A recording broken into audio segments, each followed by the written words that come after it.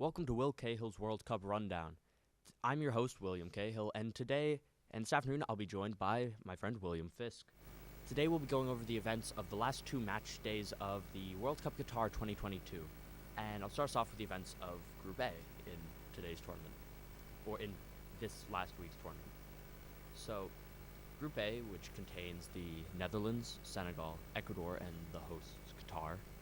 The opening game of the tournament was very exciting. It had the host Qatar going down in flames over against Ecuador, which was slightly unexpected. The Qatar had very high hopes, and the Qatar people in the Qatar Football Association were talking very highly of them. So Qatar ended up losing 2-0 to a very solid Ecuadorian performance, making this one of the first opening games to ever see the hosts. Make it the first opening game to ever see the hosts lose, as in the last 5 or 6 World Cups, we've seen the hosts play the opening game, and this is the first one where we've ever seen the hosts lose. There have been, I think, like 3 draws and 6 wins for the hosts in the past, and yeah, especially to lose in such a dramatic way. We saw the Qatari fans were leaving the stadium by the hundreds or thousands by the 60th minute of the game. Qatar would then lose again in its second game a couple days later against Senegal. They're only able to get 1 goal, which as of today has been, as they are now knocked out of the group of the tournament, it was the only goal they were able to score in this tournament, their first, and based on the way it looks, probably their only ever World Cup. So Senegal managed to score 3 back against them, from a very, very strong performance from them. Although that wasn't completely unexpected, as Senegal's come into this tournament being the winners of the African Cup of Nations. And speaking of Senegal, the African Cup of Nations winners definitely weren't playing up to this par of the African Cup of Nations winners in their opening game, even against the Netherlands. Though both teams managed to get many chances, Senegal getting a full 15 shots, and 4 of them on target, in comparison to the Dutch's 10 shots, and only 3 shots on target. But despite these numbers, shots on target don't mean goals.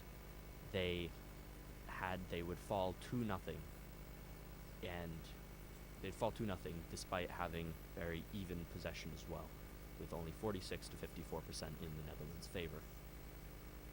The Netherlands, after that opening match, from their perspective, that match, which was a great, stunning match from their perspective, was only able to score 1 against a very solid Ecuadorian team that we saw face Qatar a couple days earlier. They were only able to score 1. The Ecuadorian team managed to make 15 shots, but were also only able to get 1 goal in, making their second game a solid 1-0, 1-1 draw for both sides, giving them both a reasonable and probably well-deserved 1 point each. Group A ended its first 2 match days last week with Qatar on 0 points, eliminating them from the tournament at the bottom of the group, the first team eliminated. And above them sits Senegal with 3 points, although their run is certainly not over, and their performance against the Netherlands did not reflect the overall scoreline. And the top 2 are tied between the Netherlands and Ecuador, both with 4 points, but both could theoretically drop.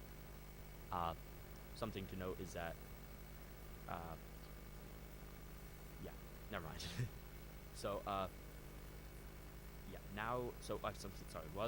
Something to note is that this is the first, we are making the show on the day of the match day 3, when match day 3 is starting, and just wanted to make people aware that we are not covering the game. We know the events that happened and have changed some of these results, but they'd only be for Group A and B so far, and I think the Group B games are going on as we speak, but as it stood last week, at the end of last week, Ecuador and the Netherlands are tied with 4 points on the top of the table. Below them sits Senegal, and at the very bottom, eliminated from the tournament completely, is Qatar. And now to William Fisk to address the situation in Group B. Right, thank you. Group B consists of England, Iran, the United States, and Wales. The first matchup in this group was on the. Sorry. The first matchup of this group was on the 21st, with England sending the Iran. Why is it? Sorry, everyone. Sending the Iran buses packing with a 6-2 loss. England completely dominated the match, managing to score 4 goals in just the first half. And Britain also led Iran in almost every stat minus penalties. Mehdi Taremi. Mehdi Taremi of Iran scored both goals for his team, both in the second half, and one being a penalty kick. Britain's next matchup would be against the United States, which was a very even game for both sides. No goals were scored by either team despite a combined 18 shots taken. Britain was definitely the favorite heading into this game, and it was pretty shocking that the U.S. team was able to keep up with them at the pace they were playing and hold them to a tie. And Britain ended the first week with a 1-1-0 record. And the U.S. team managed to score a goal in their first game, which was against Wales, but were matched in the second half by Wales' Gareth Bale on a penalty kick. The U.S. team appeared to be in control of the match, but just quite couldn't pull away to get a win. And they ended the first week with 2 ties, leaving them at 0-2-0. Wayne Hennessy of the Wales goalie received a red card at the 86-minute mark during their game against Iran for ramming into Mehdi Taremi and putting him onto the ground. Losing a player during the game seemed to just be too much for Wales to handle, as they ended up losing 2-0 to Iran, which Wales then proceeded to end their first week with an 0-1-1 record, while Iran ended in second place of Group B with a 1-0-1 record. And back to Will with Group C. Thank you, Will. So Group C has turned out to be one of the most exciting groups of the tournament. The opening game was the most unexpected match in this competition by far. An insane 2-0 win from 49th seeded Saudi Arabia against the 4th seeded Argentina. Argentina has, by many people, been considered one of the favorites to win this tournament altogether, and it's just so Argentina was only able to score once at the beginning of the game from a penalty, and failed to score. And throughout the game after that, they failed to score 3 goals. At one point in the game, they failed to score 3 goals in 13 minutes, and due to offside calls and with some very well mastered Saudi offside traps, and then they would fall very dramatically to 2 goals from Saudi Arabia, both from very strong counterattacks. Saudi Arabia only had, by the time the first goal was scored, it was very early in the game. When the first goal was scored in the game for Argentina, and they went up 1-0, Saudi Arabia's chances of winning dropped down to only 0.4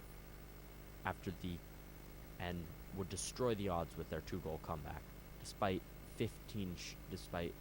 Argentina's 15 shots, 6 of them being on target, not counting goals counted out for offsides, which I believe was like 15 as well, or 15 shots, 15 offside calls on Argentina. Next game in this group would be between Mexico and Poland, which was very competitive, but would still, as we've seen so many of these games this tournament, would end up as a 0-all draw, giving both teams a 1 point they evenly deserved. Both had about even possession, but in the end, neither of them could really do anything. Neither of them seemed too threatening on attacks. Robert Lewandowski of Poland never really had a time to shine. But Poland would, in the next game, would end up facing a very confident Saudi Arabia team that just managed to defeat the giants of Argentina, but Poland would manage to get all the 3 points against all 3 points from them, despite Saudi Arabia, despite Saudi Arabia showing, even though despite Saudi Arabia showing against Argentina was not really unexpected. The Polish scored two from Piotr Zielinski and, of course, the Robert Lewandowski, arguably one of the best finishers of this generation. Poland is still, and by far the best player on Poland's team. Poland is still currently unbeaten in their first two matches of this year's World Cup, which brings them to the top of their table. Mexico's second game went very differently for them than against Poland, which they played pretty well. But in this game against Argentina, they had a crushing 2-0 loss against Argentina, which makes their chances continuing so much lower. It's going to be a lot more. They're fighting the numbers here. In order to survive, they'll need to hope that Poland loses by at least 2 and that they can beat Saudi Arabia by at least 2 as well in order to advance. And there's a very good chance that that will not be possible at all. But still, this group is very tight, and anyone at all could still advance or be knocked out. Back to William Fisk for Group D. Thank you. Group B has some good teams in its ranks, including France, Australia, Denmark, and Tunisia. Someday I'll get these right. France won their first game of the World Cup against Australia 4-1, with Australia's only goal coming 9 minutes into the game. France responded with 2 goals in each half, and no penalty goals came from either team. Australia bounced back in their second game, however, beating Tunisia 1-0. Australia, who has struggled in past cups, managed to keep their run alive with their win, putting them in second place of Group D. This is huge for Australia, since only the top 2 teams in each group will move on.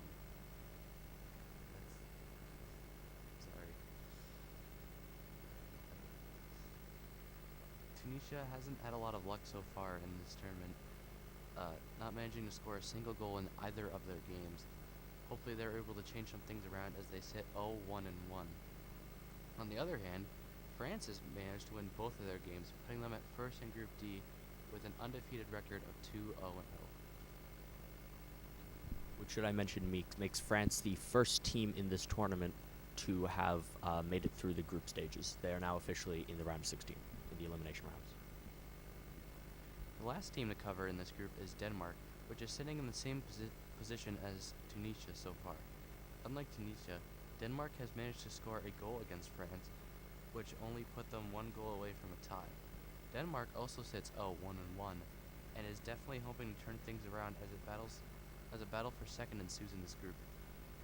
It might seem like France is safe, but anything can happen in the World Cup later down the road. And back to Will for Group E. Thank you. So Group E would open up with some more very exciting games. A 7-0 win for Spain against Costa Rica, the largest win in their team's history, as well as in this group an upset against Germany from a surprisingly sturdy Japanese squad.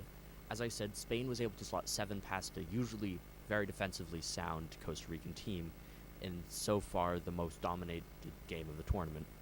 This game put Spain up at the top of the group by goal differential, a number that will now be very hard to beat for Japan, Germany, or Costa Rica. Japan, similarly to Saudi Arabia, went behind early in the 33rd minute to a bad challenge against Germany in the box, allowing Ilkay Gundogan to get an easy goal, putting Germany ahead. Throughout the rest of the game, Germany would take 26 shots against Japan, but was never able to break through.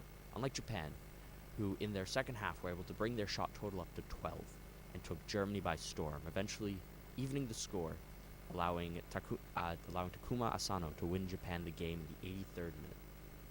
This was a very different result from Japan's second game, which showed Japan looking much weaker against a now very weak-looking Costa Rican team who's definitely out for some revenge. They needed to win.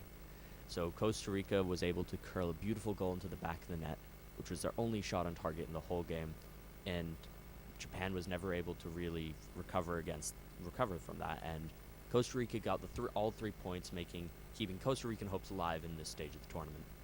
Germany was able to keep itself alive in this tournament against a very confident Spanish team who had scored 7 in their last match.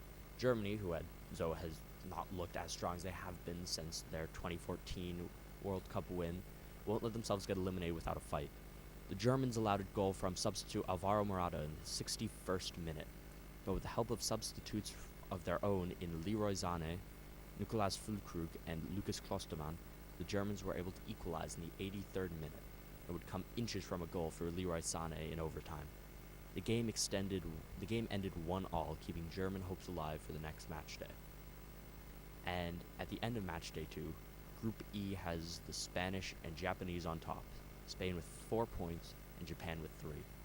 Costa Rica falls in third, also with 3 points, but due to a goal differential falls behind Japan, and Germany goes to the bottom with only 1 point. But at this stage of the tournament, in the last day, based on the results, any team could advance.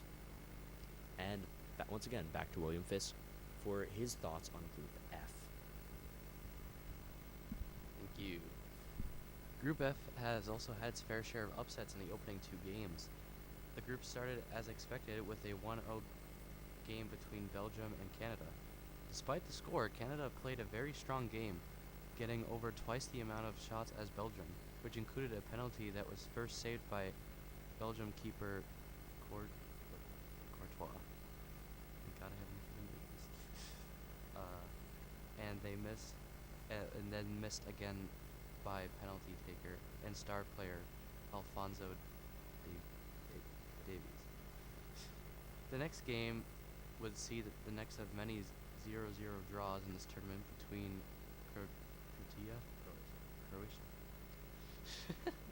Croatia and Morocco. A slightly unexpected score, as Morocco had turned out to be somewhat of a dark horse in this group. The Moroccans were not only able to fend off many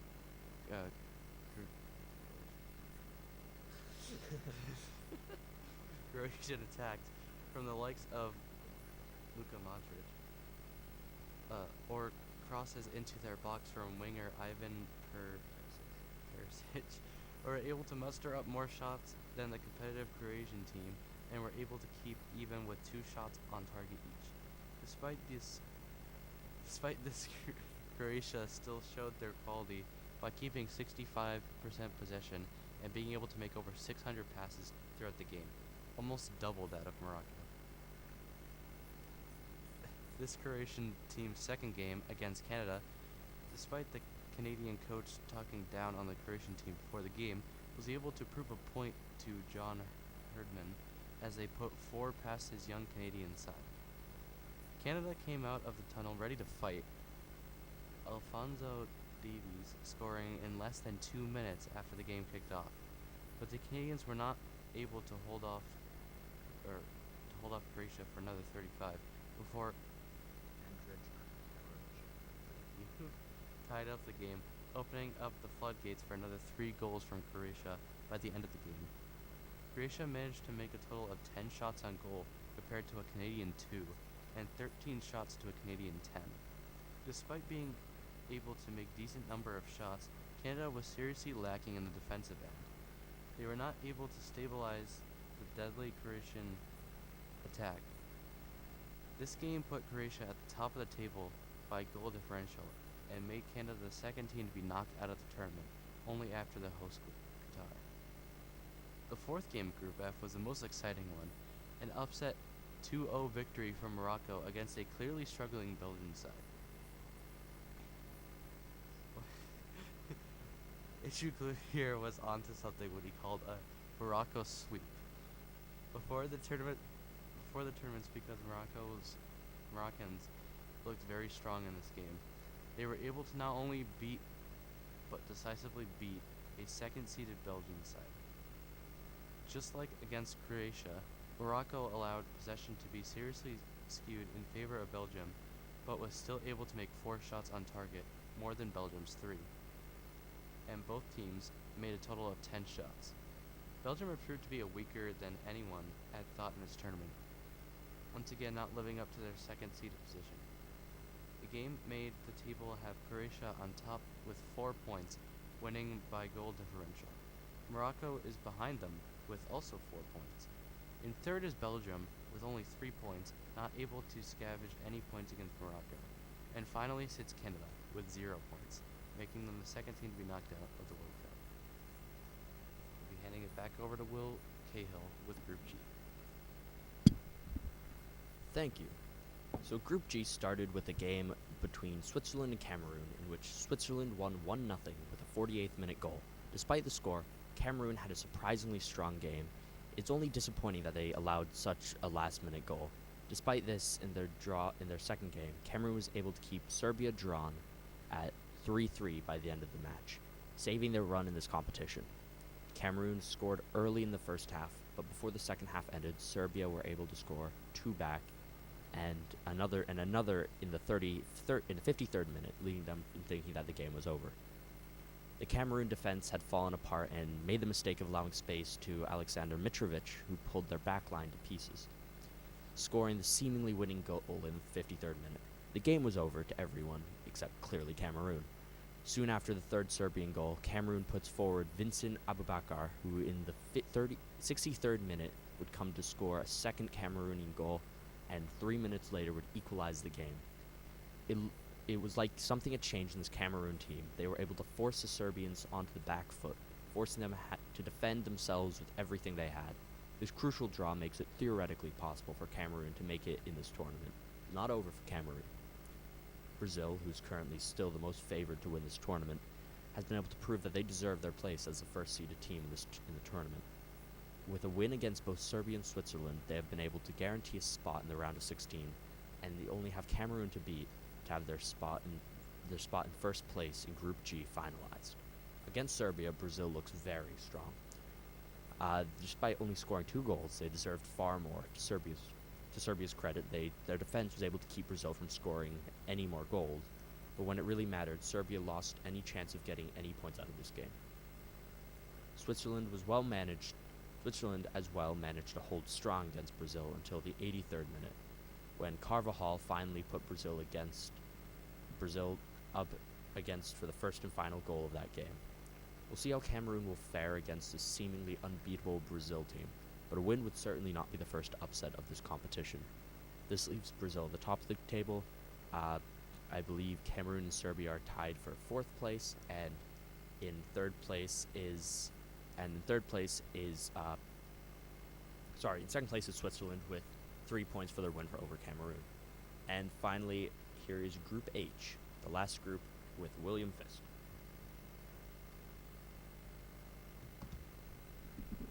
Thank you. Group H started off with a bang, with a 3-2 Portuguese win over a surprisingly strong Ghana side. Ghana, despite going down 2 in the 80th minute, was able to score 1 back on the 89th minute. Then, in extra time, the Ghanis became inches away from an equalizing point, only saved by a goal line clearance, saving Portugal's game and their 3 points. In the second game of this first match day, Uruguay wasn't able to put a single goal by South Korea, who put up a very strong defense as well as a strong offensive showing, getting dangerously close to scoring several times throughout the game. This is one of many more exciting 0-0 draws in the first match day, both teams playing with very strong tempo. South Korea only allowing Uruguay to have an extra 7% of possession. South Korea's second game, however, would be heartbreaking. Although for Ghana, it was pure jubilation. Ghana was able to score 2 goals in the first half, putting Korea's chances on the line. At the beginning of the second half, Korea started firing at all cylinders, being able to score 2 to even the score very quickly. But only minutes later, Ghana was able to come back to score the winning goal, and after that, their defense played like a wall. Despite Korea's best efforts, they couldn't break down Ghana's defense at the end, losing them the 3 points and breaking Korean hearts. Although it was not over for them, it would take everything they have to possibly qualify for the round of 16. Portugal, on the other hand, has become one of 3 teams to have already qualified for the round of 16. A 2-0 win against a very weak, except for the highlight of Rodrigo Bentancur, Uruguay team allowed Portugal and Cristiano Ronaldo's dream of a World Cup win to stay strong and steady. The game was dominated by Portugal possession and shots-wise. In the end, Uruguay did not have much of a chance. Although in Group H, second place is still up for grabs as any of the three remaining teams have a shot to take it. That is very interesting, Willie Fisk. I believe that is the end of our rundown. So thank you all for anyone who is listening. I plan to be posting these probably weekly, and I'll have a new host each time. And in hopefully a couple weeks, Will Fisk will have his own sports show to cover Maynard sports, Boston sports, and all the likes. So thank you once again for listening. We'll see you. Thank you, everyone.